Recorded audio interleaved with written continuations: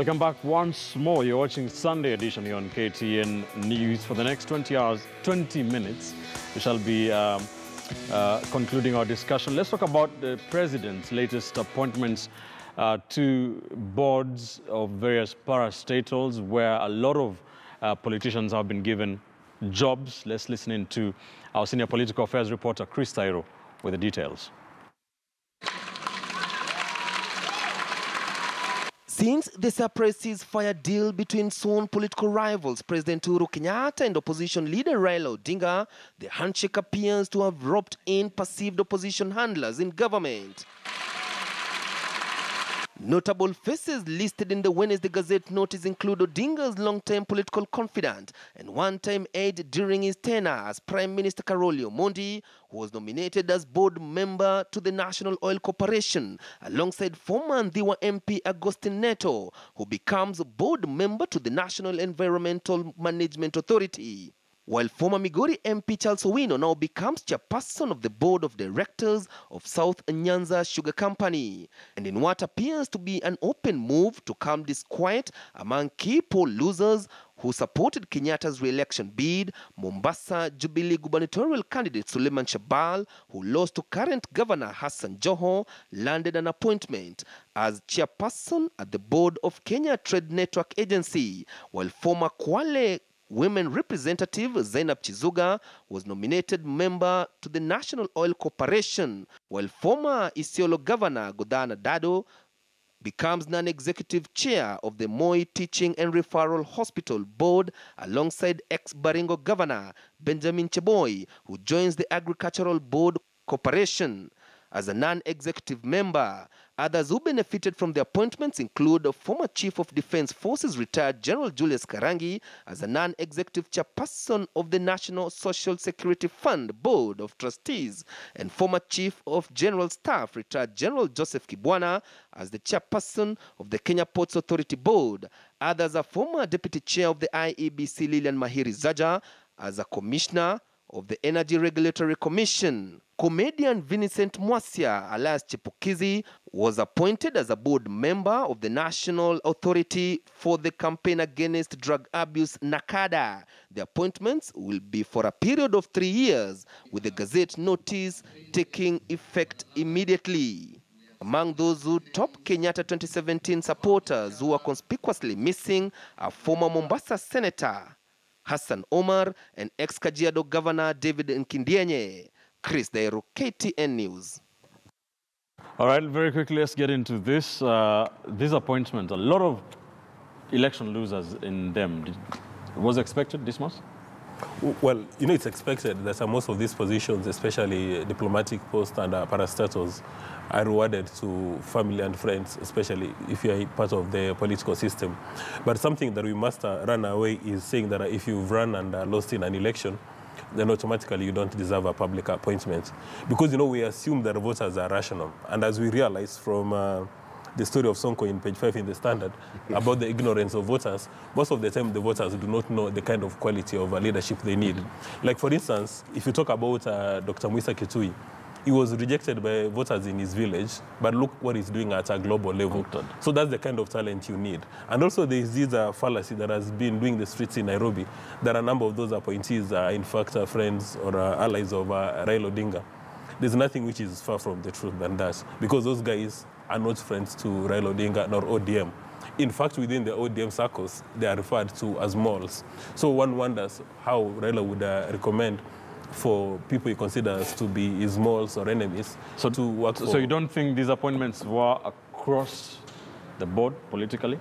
No, they're not across the board. There is, I mean, if you're trying to look for the handshake in those appointments, you cannot find any. Because, you know, there are 106 appointments, and most of them, if you do them carefully, at the risk of inviting the wrath of Ole Kaparo, they do not respect Chapter 6 nor Article 10 of the Kenyan Constitution. They do not reflect the face of Kenya, unless the face of Kenya has been reviewed so that it doesn't capture the entire nation. But in my view, the president has got the opportunity. You can run for an election, you lose, but if you've got special talent that the president needs in the national service, then he should recall it. All right. But the curious thing is the appointment of retired generals to head strategic parastatals. 2 of them. Like, for instance, General Karangi and General Kimwanda. One wonders, don't we have bright chaps with MBAs from universities of repute who can be appointed to run these parastatals? Because when you look at these retired generals and you look at them on the Maslow hierarchy of needs, they have no more motivation to prove anything. Right. They've had a successful That brings career. me to my next question, and it goes to you, Mark. What ideally would be some of the criteria that the president looks at when he's making these appointments to these parastatal boards? That is the miracle question, because all respect to Chipukizi, but I do not know what comedy has to do with Nakada, but there must be a connection, I imagine. But the reality of the matter is this, that whereas you cannot exclude someone from office, from occupying an office because they had a political career, it also begs the question that then, if you do not run for office, should you not then be a member of a board? This is the question. And the country has to consider very carefully what a board exists to do. There is a board called Machining Complex. There is a board called Nyayo T-Zones. There is a board for almost everything in this country. My question is that what does Machining Complex do other than safeguard the Nyayo 1 car? Because that's the last thing they produced in 1986, okay? Are they an institution solely created for engineering students to visit and see what is possible in this country? Or does that board actually have a vision? The term director in its formation, in its etymology, points to the ability to point to a certain destination. And as Dismas has said, at the twilight of your years, it is quite possible you might be pointing us to the grave. And therefore, for me, what is lacking is the youthfulness and vibrance and innovation that is needed in the directorship of such boards to bring much needed change. Right. One of the boards that I grotesquely dislike because they are completely incompetent is Kaparo's board, and it is a poster child for the problem we are talking about. Kaparo grew up in an environment where it was cool to hate each other based on tribal basis. To trust him to change that is a fool's errand, and therefore what is needed is someone who has not experienced the benefits of tribalism. Let's understand that even himself as a speaker was a child of ethnic balance. That's the reality. So what is needed is directors who have direction and have enough life in them to see their direction come to fruition. Right. This is why I believe Uhuru has to fight corruption, because he is the first president who is retiring with the realization that 30, 40 years after his retirement, he will be alive to enjoy the potholes if he does not deal with corruption today. Hesbon, is rewarding political cronies, if you may, does it come in the way of having this board have very competent, direction-based people? Well, yeah, you know, Kenya has a very large pool of learned and talented people, and you cannot, if you are to reward your cronies or political associates, you wouldn't really get to a point where the cronies that you are rewarding don't have the qualification.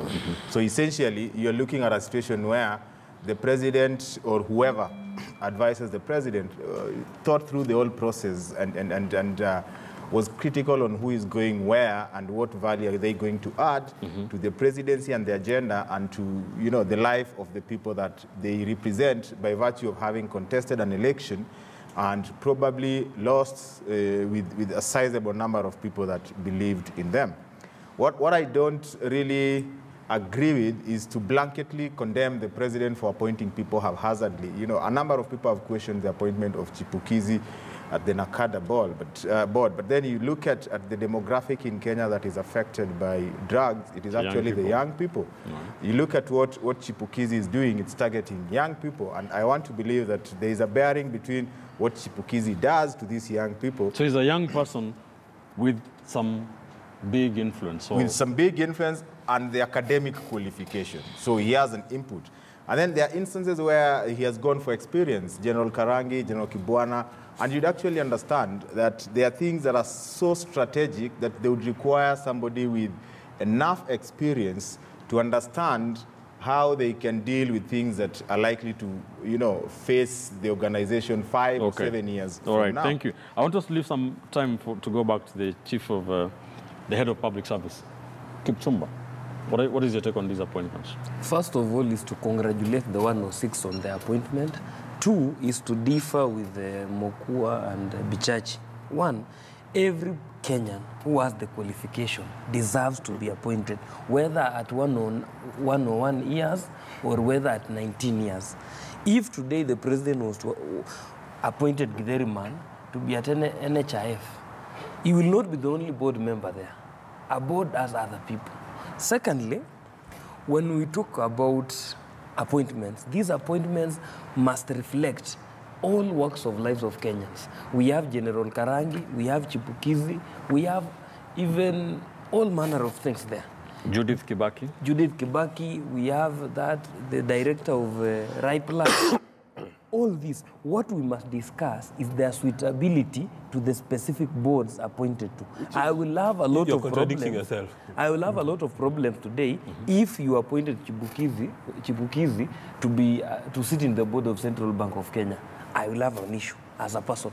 But when we look at it in terms of us being Kenyans, we have to respect that. Secondly, there's the other aspect which you need to look at it. In that list of 106, there are solid professionals. We have Mairi Zaja there, a former commissioner. We have Cheboy. We know what Cheboy did. He helped to... it is unfortunate that he could not pick as a governor. We have Karangi. He spearheaded the going to Somalia. He needs to be given something. And secondly, losing an election does not mean that you are inadequate of talent. Maybe the electorate, where I come from, we say the grass was not yet green enough for you to feed on. For the next, we have only 4 minutes only. We have only 4 minutes. Let's go back to that issue that we glossed over earlier. The issue of, at 67 years old, Joseph Kenya might be exiting as head of public service. Some names have been floated around. His deputy, Wanyama Musiambo, has been cited, as has the chief of staff, State House, Nzioka Waita, and controller of State House, Kinudhi Mbogwa, PSAs like Karanja Kibicho and Joseph Njoroge also. You did say General Julius Karangi, yourself, said. So, Dismas, very quickly, who is your best candidate? Today, Kipchumba Karori is shocking. I think when he wasn't in this show last week, there's something must have happened. Yes. Announcements. Yeah. Now, in my view, among all those candidates so named, the person who fits the bill, you know, when you go to buy second-hand shoes, wanasema hii kiatu ni yangu, is Wanyama, because he's a career public servant. He understands the public service like the back of his hand, so he cannot entertain any mischief. And if he sends out a memo, all public servants will respect that. I've been speaking to a number of public servants of RAC, and they've got issue of having people they describe as foreigners coming to the public service who do not understand the issues at hand. So for you to effectively work as the head of the public service, you must have peer recognition, that the fellow public servants must know who you are. And for Wanyama... So he wouldn't be seen as an outsider in State House? Sorry? He wouldn't be seen as an outsider, even though he's a career... You know, the head of the public service has got nothing to do with running State House. You're the head of the public service. Wanyama has been in the public service, started off from a very junior position in the security docket in the national government. So he understands the public service like the back of his hand. For him, he will hit the ground running. Okay, great. Mark Bichacha, who is your best candidate? The people so named to me do not qualify for a very simple reason. this particular position, head of civil service, should not be instigated by political awareness. It should be instigated by the ability to deliver and the ability to have had a career in the civil service and be corruption-free. I would advise the president today, here and now, for him to go and look at the various directors, PSs, and people that have been in civil service, who've had stellar careers for 30, 40 years, never been promoted because they refused to work in a corrupt deal. Those are the kind of people he needs to find, specify, and promote. That is sending the right message. The Karanja Kibichos are inexperienced. The Karanja Kibichos may have experience outside of government, but for me, what I would like to see is a civil servant who's worked for 30 years of his life, never been mentioned in corruption, and be denied the opportunity to be promoted. And those guys are highly, highly regarded and respected by the peers. It's interesting that the UN even hires them for foreign missions to go work, and yet they've never been promoted in this country. Those are the kind of people that the president needs to look. He needs to look beyond politics and look into the career civil servant who has a stellar performance. Well, I think if you look at how Kinyo has conducted himself, he's been apolitical throughout his life.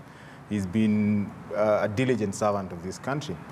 And going forward, I don't think you can easily get somebody who has that kind of a track record. So you need somebody who knows the civil service enough, but is not deeply entrenched in the culture of the civil service, because it's not that good. And if I go by what Mark has said, I would tick all the check boxes for Karanja Kibicho. Why?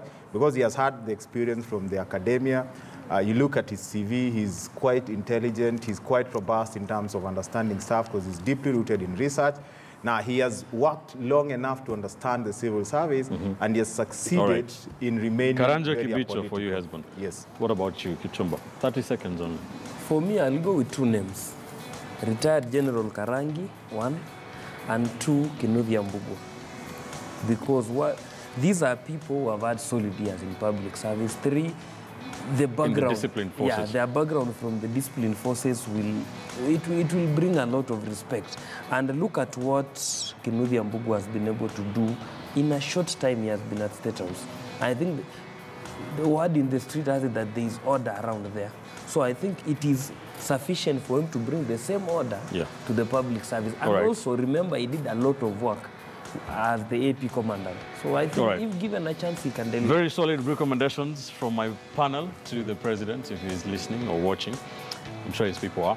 Thank you, gentlemen, for joining me, as always, here on Sunday edition to dissect and analyze and talk with Kenyans about their issues, governance and political issues in this republic. Many thanks for joining us. Be sure to join us every Sunday morning from 11 a.m. to 1 p.m. here on Sunday edition. On behalf of all of us here on the program, thank you for watching. Don't go too far. Up next is Weekend at 1 with Zinzi Kibiko. Bye for now.